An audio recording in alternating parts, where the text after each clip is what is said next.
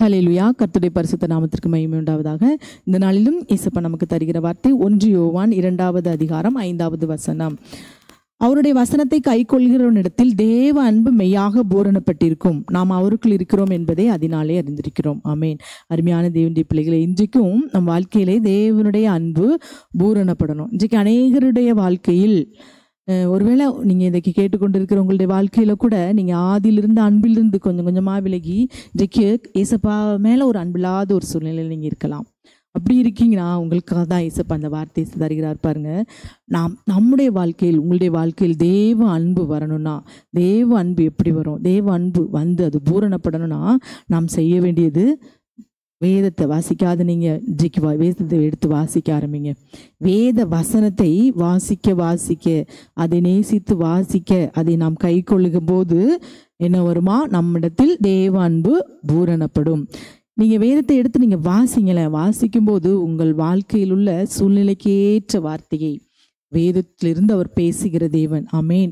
அவர் ஜீவனுள்ள தேவனாய் வேத வசனங்கள் மூலம் உங்களோடு அவர் பேசுவார். அது உண்மை. நீங்கள் வேதத்தை எடுத்து வாசிச்சு பாருங்க, அவர் உங்களோடு எவ்வளோ அழகாய் பேசுகிறார் என்று. இன்னைக்கு அநேகர் என்ன செய்கிறோம்? அவரோடு பேசாதபடி, அவர் பேசுகிறதை கேட்காதபடி, ஒரு கஷ்டம் பாடு வரும்போது யாராவது நம்ம இடத்துல பேசிட மாட்டாங்களா, நம்ம சூழ்நிலைக்கு ஏற்ற ஒரு 4 வார்த்தை ஆதரவாக பேசிட மாட்டாங்களா என்று போகிறோம். இல்லவே இல்லை. நீங்கள் வேதத்தை எடுத்து வாசிங்களேன். வாசிக்கும்போது அவர் உங்களோடு பேசுவார். அப்போ என்ன வரும் தெரியுமா? தேவ அன்பு வரும். நான் அதை அனுபவிச்சதுனால சொல்கிறேன். நீங்கள் உங்கள் கஷ்ட சூழ்நிலையில் எடுத்து வேதத்தை புரட்டி ஒரு வார்த்தையை வாசிங்க. அவர் பேசுகிற வரைக்கும் விடாமல் வேதத்தை எடுத்து வாசித்துட்டே இருங்க. ஒரு வார்த்தையின் மூலமாக அவர் உங்களோடு பேசுவார். அப்போ உங்கள் கண்கள் இருந்து கண்ணீர் வரும். ஏசப்பா என்னோடு நினைக்கிறீங்க, சூழ்நிலைக்கேத்தால பேசுனீங்கள் என்று சொல்லி. அப்போ உங்கள் இடத்துல இருந்து விலகின அந்த தேவ அன்பு மறுபடி துளிர்க்கும். தேவ அன்பு என்ன செய்யுமா? பூரணப்படணுமா. இன்றைக்கு அப்படி பூரணப்படணும்னா வார்த்தையை வாசிக்கணும், கை கொள்ளணுமா. வேத வார்த்தையை எடுத்து வாசித்து அதை நேசித்து அதை கை கொள்ளும்போது நம் வாழ்க்கையில் தேவ அன்பு மெய்யாய் பூரணப்பட்டிருக்கும். இன்றைக்கு அநேகருக்கு என்னை நேசிக்க என்னிடத்தில் அன்பு கூற யாருமே இல்லையேங்கிற ஒரு வருத்தம், ஒரு ஏக்கம். இன்றைக்கு அருமையான தேவனுடைய பிள்ளைகளே, நமக்கு தேவ அன்பு போதும். ஏசப்பா நம்ம மேலே அன்பு வச்சா போதும். உலக மனுஷர்களுடைய அன்பு மாயை, எல்லாமே மறைந்து போகும். கணவனின் அன்பு கரைந்து போகுமா, மனைவின் அன்பு மறைந்து போகுமா, பிள்ளைகளுடைய அன்பு கொடுத்தாதான். இன்றைக்கு அநேகருடைய அன்பு இன்றைக்கு அப்படி தான் இருக்கிறது. நாம் மெய்யாய் அன்பு கூறுகிற தேவன், உண்மையாய் அன்புகிற தேவன் இயேசு கிறிஸ்து ஒருவரே. அவருடைய அன்பில் நாம் பூரணப்படணும். அவர் நம்மை நேசிக்க ரெடியாக ஆயத்தமாக இருக்கிறார். நாம் என்ன செய்யணும்? அவரை நேசிக்கணும். உலகத்தில் மற்றவங்க நேசிக்கலையே, மற்றவங்க என் மேலே அன்பு கூறலையே, என் மேலே யாருக்கும் அக்கறையிலே என்று சொல்லாதபடி இயேசு இன்றைக்கு உங்களை அவர் நேசிக்கிறார். உங்களை நேசிக்கிறதுனால தான் இந்த வார்த்தை உங்களோடு கூட தருகிறார். உங்களை நேசிக்கும் தெய்வம் ஒருவர் உண்டு, உங்களிடத்தில் அன்பு கூறும் தெய்வம் ஒருவர் உண்டு.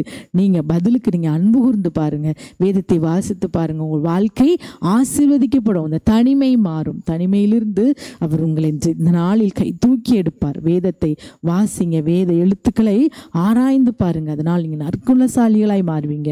ஆகவே இந்த வேளையில் வேதத்தை வாசித்து தியானித்து அதன்படி நீங்கள் நடப்பீங்கன்னா, அதை கை கொள்வீங்கன்னா, அதை தான் இன்றைக்கி வேத வசனம் நமக்கு அழகாய் சொல்கிறது பாருங்க. அவருடைய வசனத்தை கை கொள்கிறவரிடத்தில் தேவ அன்பு மெய்யாய் பூரணப்பட்டிருக்கும், நாம் அவருக்குள் இருக்கிறோம் என்பதையே அதனால் அறிந்து கொள்வோம். வேத வசனத்தில் நாம் கை கொண்டு நடந்தாதான் நீங்கள் அவருக்குள்ள நிலைத்திருக்கிறீங்க, தேவனுடைய பிள்ளைகள். ஆகவே இந்த வேளையில் ஒருவேளை வேத வாசிப்பிலும் அவருடைய வசனத்தை கை கொள்வதிலும் குறைவுபட்டு இருப்பீங்கன்னா, இன்றைக்கு நீங்க அதற்கு ஒப்பு கொடுக்கும்போது கர்த்தர் உங்களிடத்தில் இருந்த அந்த ஆதியிலிருந்த அன்பை மறுபடியுமாய், தேவன் மேல் ரட்சிக்கப்பட்ட ஆரம்பத்திலிருந்த அந்த ஆதியிலிருந்த அன்பை மறுபடியுமாய் உங்களுக்கு துளிர்க்க செய்கிற தேவனாய் இருக்கிறார்.